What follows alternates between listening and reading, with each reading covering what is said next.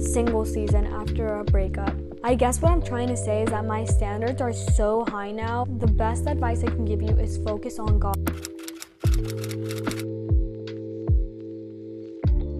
And we are on. Hey girls, welcome back to my channel, or welcome if you're new here. As you saw by the title of today's video, I'm going to be doing a much needed girl talk with you guys. Although this video is targeted more towards the girls rather than the guys, if you're a guy watching this, I hope this kind of gives you an insight on what we as women of God are doing, you know, and maybe it'll help you work on yourself to also be a better husband for your wife or maybe your future wife. You are allowed to stay and watch this as long as you take notes and treat a lady the way that she should be treated. I made myself some iced chai tea latte this morning.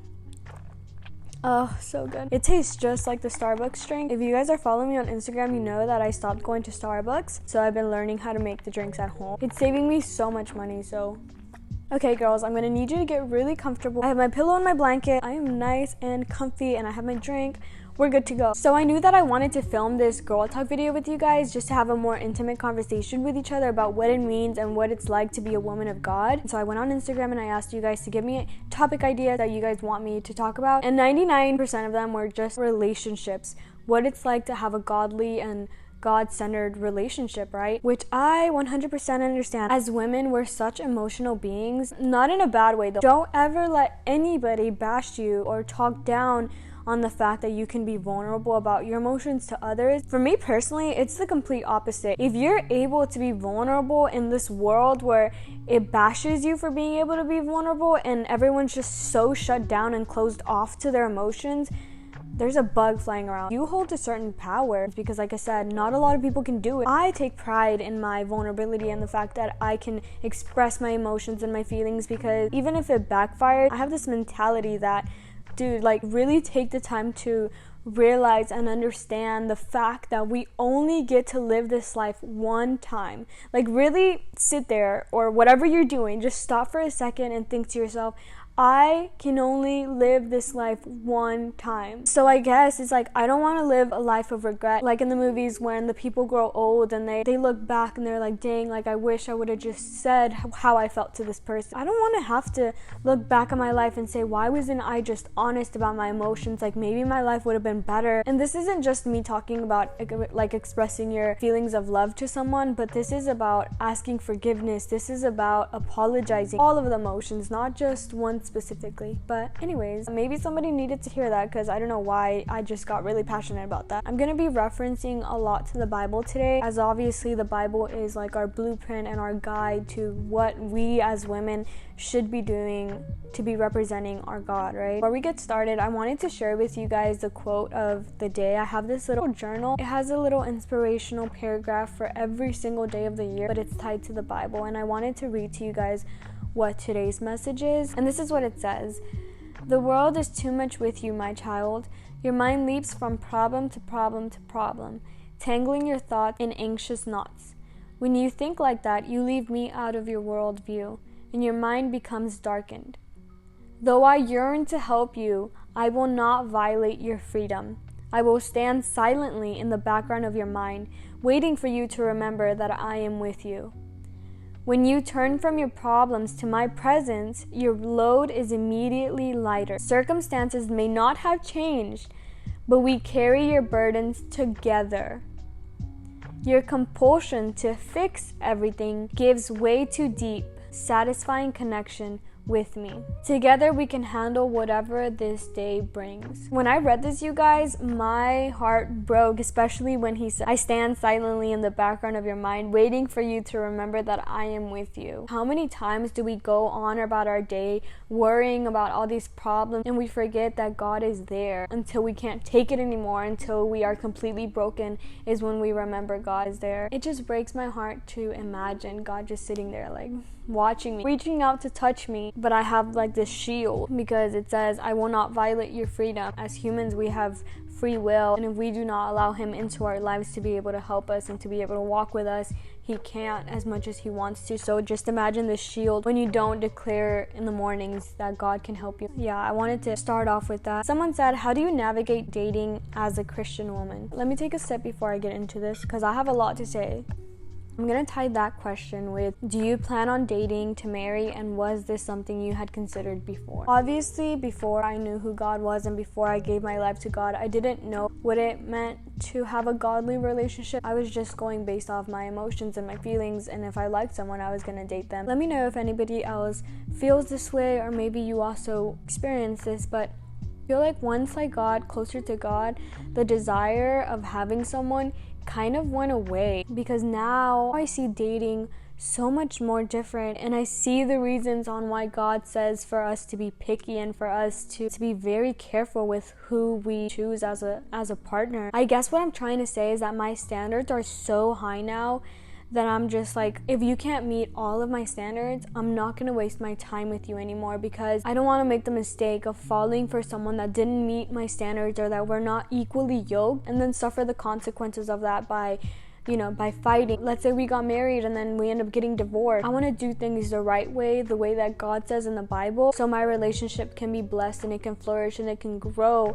with God. I don't feel the need and the pressure to be in a relationship, I think is what I'm trying to say, because now that I have God, I'm so filled with Him right now that anything that tries to take me away or distract me or pull me away from Him, I don't want it, and I don't want to waste anybody else's time as well as my own time. If you are looking to put yourself out there, I would highly recommend reading Corinthians chapters on the Bible. This is 2 Corinthians chapter 6 verse 14. Do not be unequally yoked with unbelievers. For what partnership has righteousness with lawlessness? Or what fellowship has light with darkness? What does it mean to not be unequally yoked with unbelievers? For example, let's take me. I believe in God. I am a Christian. Why would I be in a relationship with someone that does not have the same beliefs? Let's say I get with someone that doesn't believe in God at all. Do you see all the problems and issues and arguments that could bring up? That just would not work out for us. And it would be very unfortunate if I continue to stay with this person because my feelings say that I love him, and then you start to change yourself for their approval, versus me finding a man that believes in God, that's gonna lead me in Christ, that's gonna take me to church every Sunday, that's gonna help me grow my relationship with God, and we walk this path together with the same beliefs. Imagine how beautiful and how blessed that relationship is, and how much it's just gonna thrive. When you have God as your foundation for your relationship, when those issues do arise, you look to Him for guidance. You don't just give up on the situation. You don't just give up on the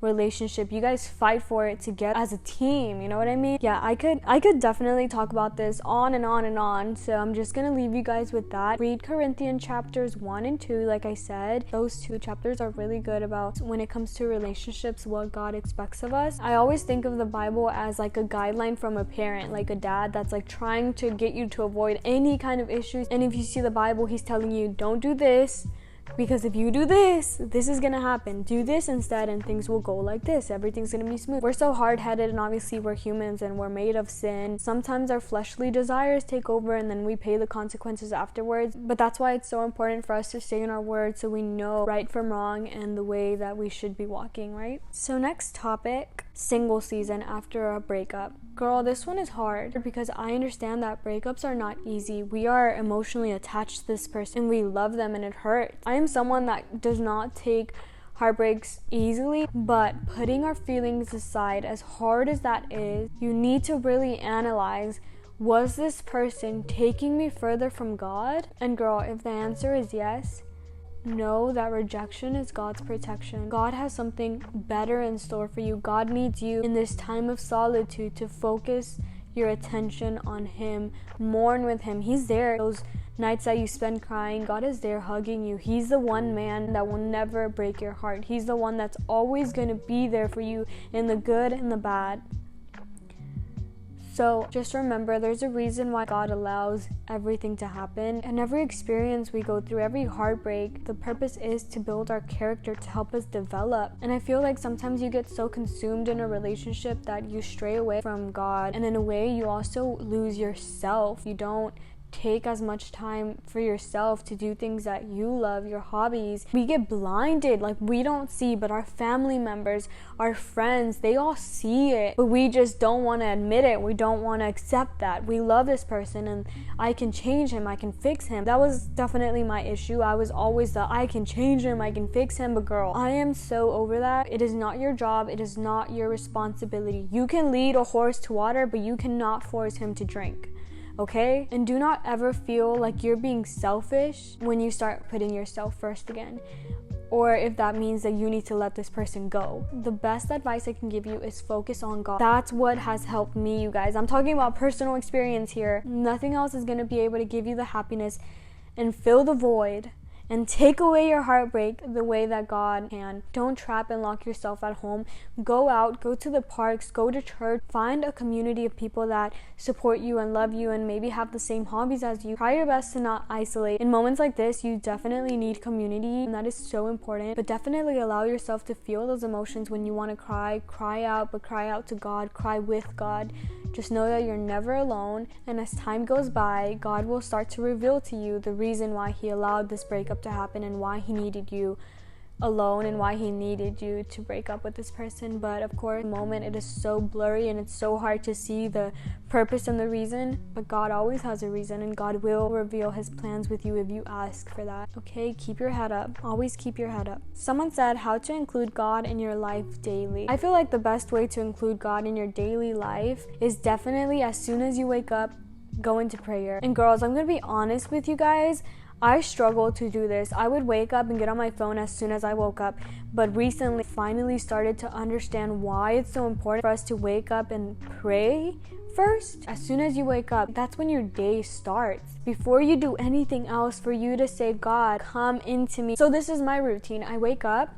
As soon as I open my eyes, I take a couple seconds to figure out what's going on. Where am I? Okay, I'm waking up, right? Once my consciousness is there, once I'm like, okay, immediately God comes into my mind. And I can definitely say that at first it was hard. I would completely forget and I'd just get on my phone, and before I knew it, I was like, oh shoot, like I forgot to pray. It definitely is something that you have to train your mind to be the first thing that comes into your mind. I always start by thanking God for another day of life, another breath of life, because it's so easy for us, especially when we're young, to forget that life is not promised and that God can take us at any given time. I feel like when we're young, we feel invincible, and kind of like the idea of death feels like, nah, like that's gonna happen when I'm older, you know. It doesn't feel like it's possible, even though we do see it happening. It just like, no, it won't happen to me. Like, you know what I mean? Like, it just feels like, but waking up every day is a gift. So yeah, I say my thanks, and then I say, God, I need you. I cannot do this on my own. God, I ask that you walk beside me, that you give me the strength to power through my day. God, that you allow me to have a productive day, because if it was up to me, I will lay in this bed for the rest of the day.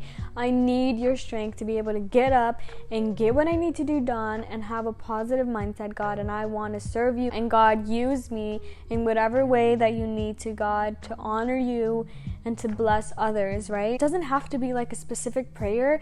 Just talk to God in the morning. And I'm not just saying this because I'm trying to prove my point or, you know, push this belief onto you, but genuinely, the days that I do pray before doing anything else, my days seem so much happier. It's like I have this lens over my sight where everything just seems so much brighter.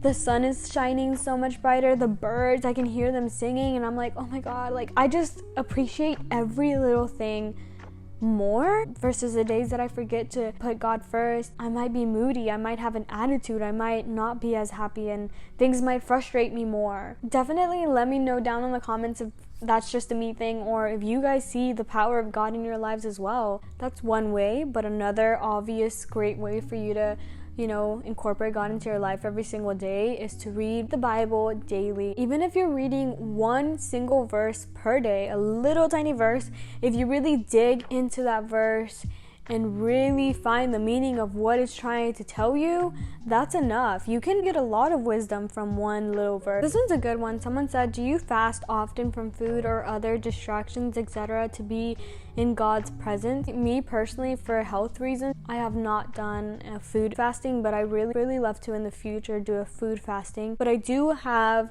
social media fast. And I know that someone might have heard me say that and been like, bruh, a social media fasting. But for me, that's a big one. As someone that's constantly on social media, I sometimes get so caught up that I'm like, whoa, like I've been spending too much time on here and it's distracting me. I need to cut it off and be able to hear God's voice. So sometimes, yeah, when I catch myself being a little too much into social media and spending a little too much more time on social media than with God, I'm like, okay, it's time for me to cut it out for a little bit and focus on what is more important. God before my platforms, God before my creativity, God before anything. Normally I do delete the app and I let you guys know, but sometimes it'll just be really spontaneous where I'm just like, I don't even want to tell anybody. I just want to disappear for a bit. I find it really helps me just ground myself and to remind myself, why are you doing this? Don't forget the purpose behind your platforms. Don't forget why you're doing this, you know, the intention. My biggest fear is me getting so caught up in my success that I forget why I'm here, and I never want to allow that to happen. So I always do have those cleanses. Like I said this before, it's not just with guys, but even with like social media or friends, if they're distracting me and getting me further from God, if that friendship, that relationship, that hobby is taking me further from God, I do not want. But with that being said, my camera is about to die. That's my cue to end it here. I love you girls so much. I really hope this video comforted you. I do want to encourage you to go to the source, go to the Bible. Don't just watch this video and think that I gave you all the answers. I am far from perfect. I only covered like 1 grain of salt of what the Bible has. But I love you girls so much, and I will see you in my next video. I'm so sorry, like I'm ending this so quickly because my camera is about to die. That's my cue. I have talked way too much.